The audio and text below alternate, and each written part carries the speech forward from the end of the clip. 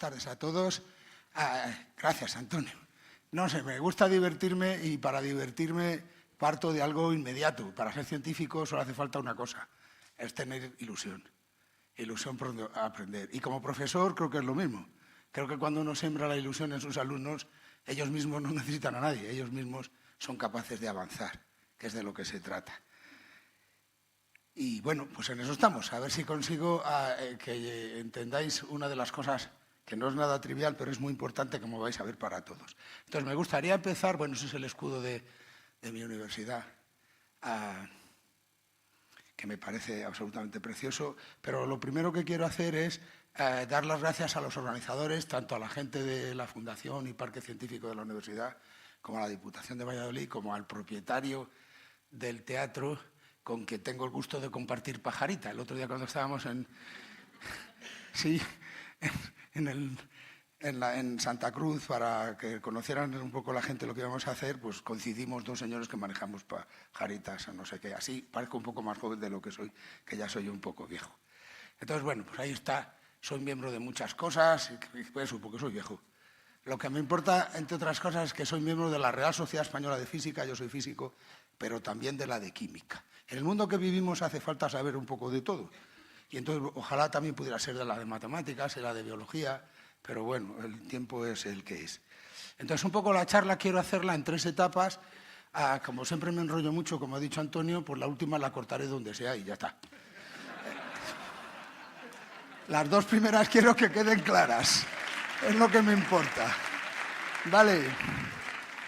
Entonces quiero empezar a hacer una reflexión que me parece absolutamente crucial sobre la importancia y la influencia de la ciencia en el siglo XXI, que va a explicar un poco cómo esa importancia nos permite, y es la segunda etapa de la charla, hablar del proyecto de investigación que estamos trabajando, que va a generar un máster nuevo en la universidad, que estamos nombrados entre los 3 finalistas a un premio de un consorcio en la Junta de Castilla y León sobre sostenibilidad en el automóvil, etcétera, etcétera. Y luego, sobre todo, ya la parte más científica, que será la del final. Y bueno, pues ahí tenéis a un señor que también se divertía mucho y sobre todo eso, insisto, la ciencia siempre es divertida y es lo que importa. Voy a hablar de la diferencia, que me parece crucial, entre estados y fases de la materia. En una introducción inicial la gente entiende estados de la materia, pues sólido, líquido y gas, pero desgraciadamente con eso solo no nos vale. En el mundo que vivimos hace falta algo más complejo. Y la complejidad de esas fases de la materia nos permiten hacer cosas que antes no se podían hacer. Pero antes de empezar a ir ahí, pues voy a hacer una reflexión general sobre lo que significa la ciencia en el siglo, ya no XXI, incluso al final del siglo XX. La clasificación en la historia más general tiene que ver con los materiales que utilizaban las personas para hacer cosas. Y por eso os habrán hablado de que hay una edad de piedra, en que las herramientas pues, se hacían con lo primero que encontraban en la mano, una edad del bronce, ya es más complicado, porque entonces ya es una aleación, esto es un poco de lo que va mi charla. Cómo los romanos inventan el hierro, tienen hornos que permiten subir más en temperatura y entonces inventan la espada de hierro que gana la de bronce y, por cierto, le ponen un volante al caballo que fue lo que pusieron en el bocado, que hace que los caballos se puedan dirigir. Entonces, la ventaja de las legiones romanas es que sus espadas eran mejores y tenían un vehículo de transporte más adecuado que podían conducir. Y es que llevo años diciendo que hemos entrado en una edad nueva, es la edad del silicio. Silicio monocristalino, que es un material aislante, desde el punto de vista eléctrico, al que le hacemos unos circuitos encima y eso nos permite hacer ordenadores, etcétera, etcétera, y eso es lo que es interesante y es la reflexión que quiero hacer. Entonces, para hablar de ese tema, me gusta hablar de 2 personas. Este señor es el único que es 2 veces Premio Nobel de Física. Se llama John Bardeen. El primer Premio Nobel se le dan por el transistor, que no es la maquinita esa para oír la radio. Es un aparato que tiene 3 patas y permitió sustituir las válvulas. Yo tuve la suerte de empezar aprendiendo con un ordenador de válvulas, un 1130 de IBM, que tenía un memorión, 8K, tenía de memoria. Pero hacíamos las cuentas con tarjetas perforadas. Eso que eran los picapiedras de la informática se ha convertido hoy, todas las charlas de hoy han hablado de esas cosas, y ya máquinas de computación, cuántos gigas. El otro día oía que los Estados Unidos tienen instalados 50,3 gigavatios de potencia en computación. en computación, no hablo de... En España tenemos unos 30 gigavatios de potencia en energía eléctrica. Cuando pasó lo que pasó, desaparecieron la mitad, 15 de golpe, en 20 segundos. 50 gigavatios de computación. China tiene 30 y toda Europa creo que no llegamos a 12. Solo en computación, insisto, potencia eléctrica, computación. Este señor inventa el transistor, con otros dos señores, y le dan el otro premio Nobel por la teoría que se llama BCS de Bardeen Cooper. Por cierto, los que les guste Big Bang Theory, Sheldon Cooper se llama Cooper por ese premio Nobel de Física. Sheldon viene de Sheldon Glasgow, que es otro premio Nobel de Física por la teoría que unifica tres fuerzas de interacción. Falta la gravedad, las otras tres las unificó él. Y de la otra persona que quería hablar es de este señor. Este señor trabajaba en Texas Instruments y lo que hizo fue el circuito integrado. Le dieron el premio Nobel en el año 2000 justo por ser capaz de juntar muchos transistores y construir el circuito integrado.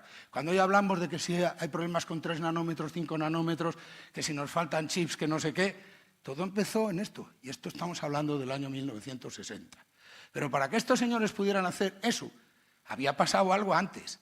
Y es que los científicos del siglo XIX, especialmente la última gran ciencia del siglo XIX, ya verán por qué, que es la termodinámica, y toda la revolución cuántica y la relatividad, permitió que esta gente tuviera el conocimiento para poder hacer esto. Si no fuera por los científicos previos a ellos, pues ellos no podrían haber hecho eso. Por eso, claro, yo hablo de que estamos en la edad del silicio. La edad del silicio aparece más o menos así. Podría haberlo hablado de la edad del platino. De hecho, el patrón de calibrado histórico, ahora ya no, que es el metro patrón, era de platino. Y es que los británicos tenían un carbón que no tenía azufre y permitía subir más en temperatura y fundir el platino. Estaríamos a finales del siglo XIX. Entonces, en resumen, la idea que quiero transmitir, que me parece muy importante, es que a lo largo de la historia, la experiencia cotidiana permite a la gente hacer cosas. Y eso nos ha llevado al siglo XIX. Sin embargo, ya no la experiencia, sino el conocimiento aplicado a la experiencia, que es la ciencia, nos ha permitido hacer una revolución como nunca ha ocurrido en la historia. Ya no solo es el salto, es la velocidad.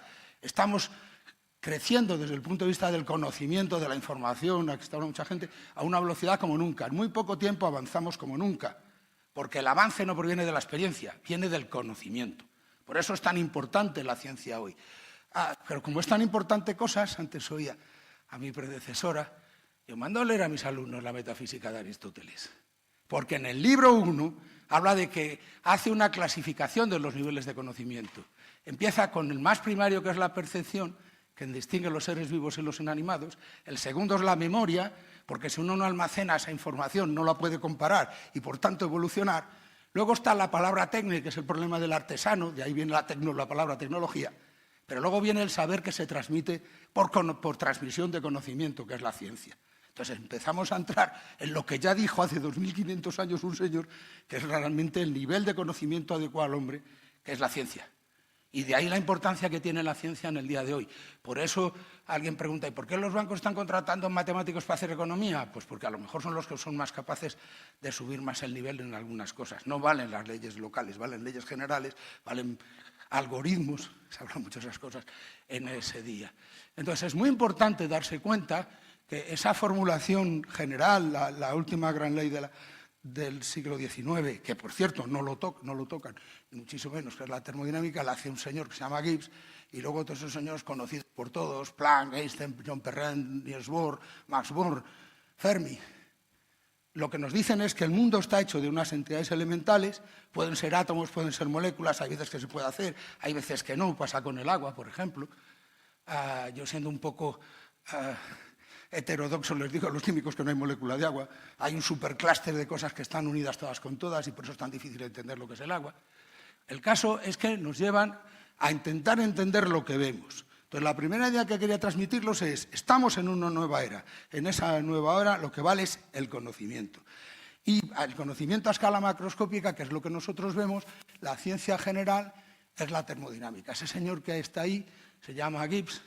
Él era profesor en la Universidad de Yale, prácticamente estaba solo en Estados Unidos, no había casi científicos en Estados Unidos, pero él inventa una cosa absolutamente maravillosa, y es que dice que todos los sistemas intercambian con su entorno, los termodinámicos, que somos nosotros, que es la ciencia que estudia cómo los sistemas intercambian con su entorno materia y energía.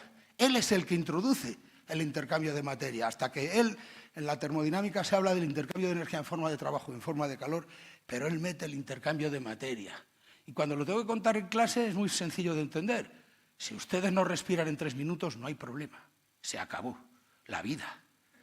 Luego somos sistemas abiertos que intercambian materia. La vida requiere el intercambio de materia. Y ese intercambio de materia es el que hace que respiremos, que comamos. Comemos más que energía, por cierto, entropía. Bueno, a lo que voy, todo sistema intercambia con su entorno materia, energía, que está muy bien. Lo que todavía mucha gente no sabe es que se estructura de acuerdo con una propiedad, la más importante de todas, que se llama entropía. La gente que el problema que está en la energía, no, el problema está en la entropía. ¿Para qué vamos a hacer? La gente de ahí todavía no ha llegado. Ya llegaremos. ¿Qué le vamos a hacer? Entonces, ese balance de energía-entropía es el que nos permite entender cosas. Hablo ahí del principio de Berthelot, es el químico más importante en Francia del siglo XIX, y él decía, esencialmente, intenta entender lo que ocurre, y él decía, todo sistema natural, cuando se produce un fenómeno espontáneo, tiene que ser que disminuya su energía. Al minimizar su energía, el sistema se vuelve más estable. Eso es lo que creían. Se ponen a medir y se encontraron que había sistemas que se volvían más estables, no echando energía fuera, que se llama procesos exotérmicos, sino procesos endotérmicos. No les casaba la cosa. No podía ser que algo aumentara su energía y, sin embargo, se estabilizaba. Claro, porque el problema no depende solo de la energía, depende de la entropía.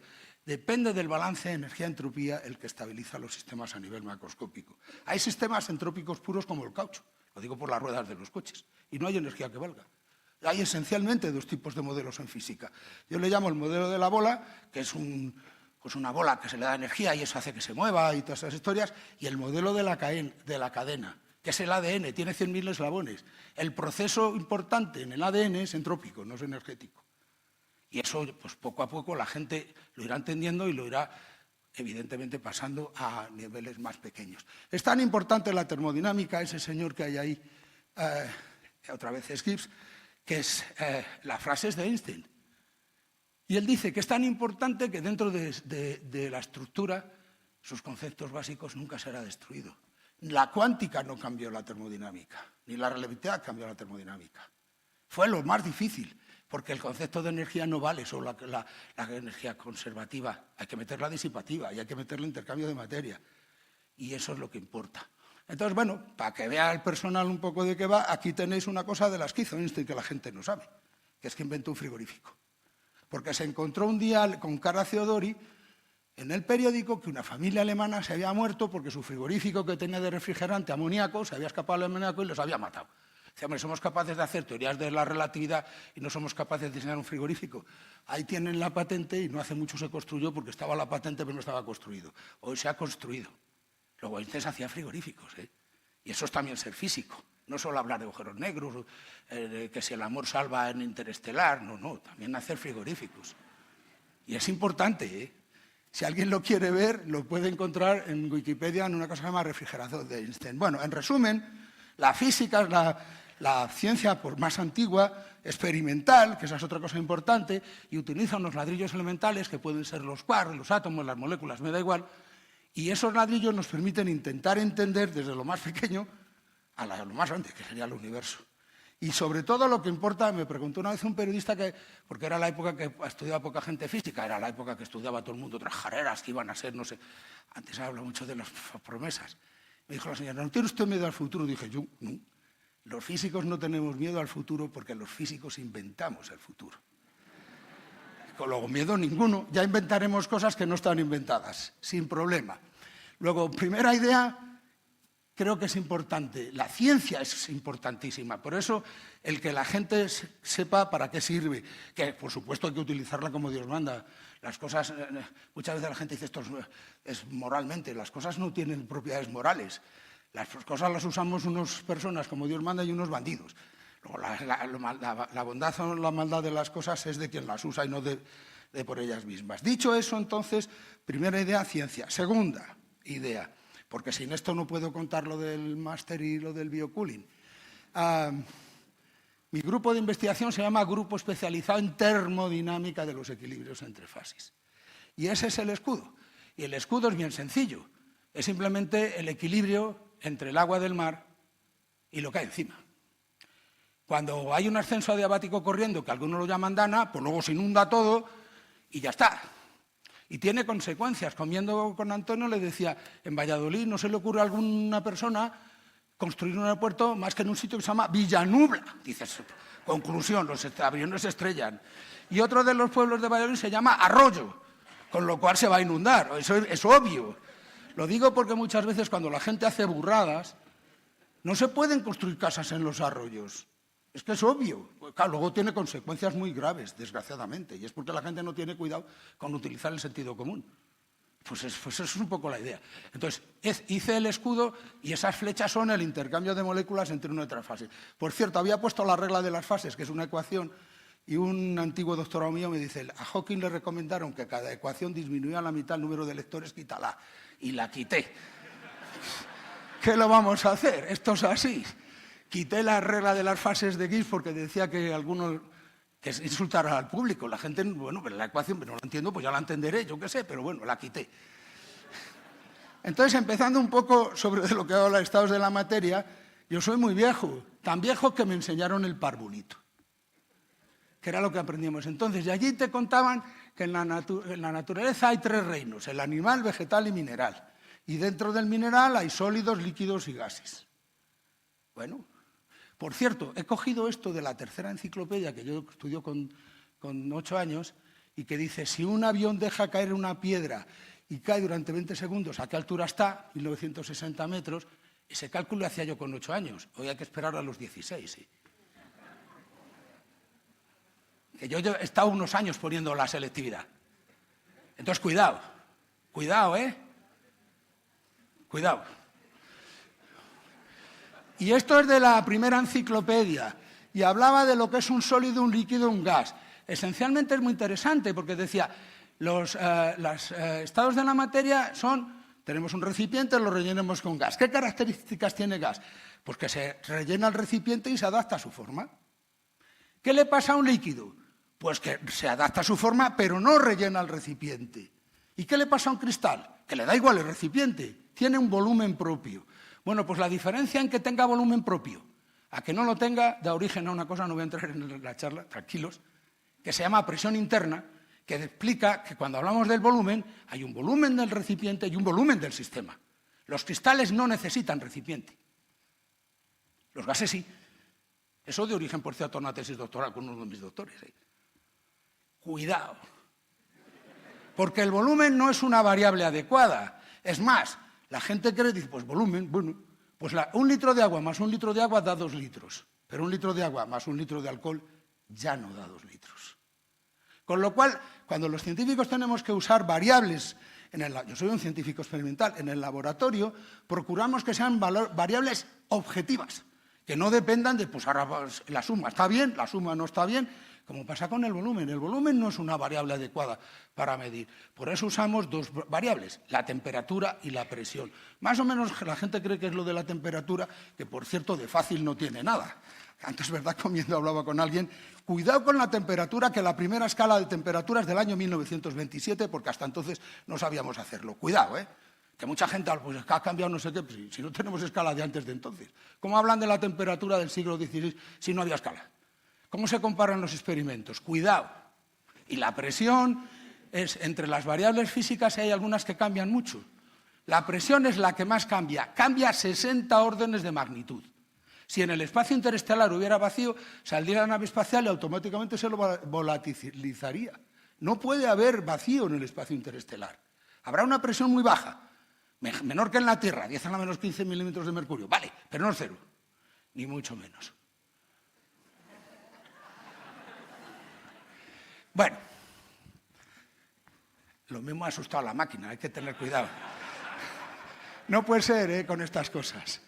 Bueno, a lo que voy a hablaros de materiales convencionales, muchos. El agua, somos agua. Y el CO2 es lo que ocurre cuando respiramos. Luego, esos 2 compuestos, sus propiedades y sus características son absolutamente increíbles y cruciales. Entonces, ¿eso es lo que me falta? Vale. Pues fijaos, las moléculas interaccionan unas con otras De tal manera que cuando uno se pregunta qué se puede hacer, este señor que se llama David Ruel dice, si a usted le preguntan qué sabemos de relatividad, diga que lo sabemos todos, como le pregunten por qué se congela el agua, salga usted corriendo. ¿Por qué? Porque no lo sabemos. Porque el agua tiene una serie de propiedades muy curiosas. Por ejemplo, su temperatura de ebullición es 200 grados de la que tendría que tener si fuera un líquido normal. Esos son los hidruros de las cosas. Y yendo a lo que nos importa, el diagrama temperatura-presión tiene dos puntos cruciales, el punto que se llama crítico y el punto triple. Depende de si estamos moviéndonos por encima o por debajo del punto crítico, los sistemas lo que hacen es, pasan de ser sólidos a vapores, a líquidos o a vapores, o directamente pasan de sólidos a vapores, que eso es lo que pasa con el CO2. Pero también podemos pasar, no moviéndonos de manera a presión constante, sino cambiando la temperatura de esta manera. Es decir, nosotros en lugar de fijar la presión y mover la temperatura, podemos hacerlo al revés. Es decir, yo puedo licuar un vapor comprimiéndolo, que es lo que importa. O congelar el CO2 simplemente comprimiéndolo. El CO2 tiene un problema y es que su punto triple son 5 bares, con lo cual a la presión ambiente no podemos tener fase líquida. El CO2 es un compuesto que pasa directamente de sólido a vapor y su punto crítico son 70 bares. Si yo quiero construir un refrigerante, que es a lo que voy, en el agua no, en el agua la flecha verde sería la presión atmosférica, estamos por debajo, luego tenemos sólido, líquido, gas, pero en el CO2 no. Bueno, en esa idea de manejar nuevas tecnologías, estamos montando un máster en la universidad que se llama Ciencias y Tecnologías Emergentes. Vamos a hacer o intentar ayudar a hacer nuevas baterías, nuevos refrigerantes y en particular, bueno, trabajan muchos grupos de investigación de la universidad, hay muchas empresas interesadas y trabajando con Renault, nosotros lo que nos han pedido es que rediseñemos un refrigerante que tenga las propiedades adecuadas para no dar problemas. Entonces, por cierto, el proyecto ha conseguido, como dije al principio, estar finalista a unos premios del Clúster de Automoción de la Junta de Castilla y León, que el día 17 entregarán los premios. No sabemos si nos lo darán. Lo que importa esencialmente es que la idea que quiero transmitirles es que en un coche convencional el tamaño del motor y el sistema de refrigeración mediante el aire y aquello que es el diagrama de fases, temperatura, concentración del etilenglicol, es agua con etilenglicol, pues permite refrigerar un coche. Pero en un coche de los nuevos, los motores son muy pequeños y puede que no podamos hacerlo. Necesitamos entonces un frigorífico. No voy a entrar en esto, esto es la explicación termodinámica de lo que es un frigorífico. Lo que importa es esta idea. Los refrigerantes basados en clorofluorocarbonos dan problemas de contaminación. Ha habido 4 generaciones y tenemos que diseñar uno nuevo. El nuevo puede estar basado en CO2. El problema del CO2 con una presión crítica tan alta es que el motor trabajaría a mucha presión y daría problemas de trabajo. Entonces, la idea que nosotros hemos puesto en marcha es no manejar un refrigerante basado solo en CO2, sino añadir un compuesto. Esencialmente la idea es una molécula que tenga mucho momento dipolar, le hace bajar mucho la presión crítica y entonces estamos trabajando en unos nuevos refrigerantes que se va a absorber y desorber el CO2 en un cosolvente. Ahí tendré otra vez el diagrama. Hay gente que ya lo ha hecho usando CO2 puro, eso lo ha hecho en concreto Volkswagen, es demasiada presión. Hay otro que ha puesto propano, es demasiado peligroso. Entonces la idea nuestra es hacer ese CO2 con disolventes verdes. Y es una colaboración que ya hemos hecho pruebas, que por eso lo cuento. Se ha hecho una prueba en IDIADA en Barcelona y se ha visto que la idea nuestra es que hace bajar 20 grados de la temperatura y la idea entonces que los nuevos refrigerantes, en concreto una expansión del anhídrido carbónico a 20 bares, ha conseguido bajar la temperatura unos 20 grados Celsius. Con lo cual, los nuevos sistemas de refrigeración que se va a usar Renault en toda su cadena de coches va a ser un nuevo refrigerante que es biocompatible, que no da ningún problema de contaminación, que encima permite refrigerar de una manera esencialmente fácil. Y como me dicen aquí, iba a hablaros de qué es el bronce, qué es... Pero se ha acabado, y como se ha acabado, pues así os dejo con ganas de que otro día lo cuente. Hasta luego.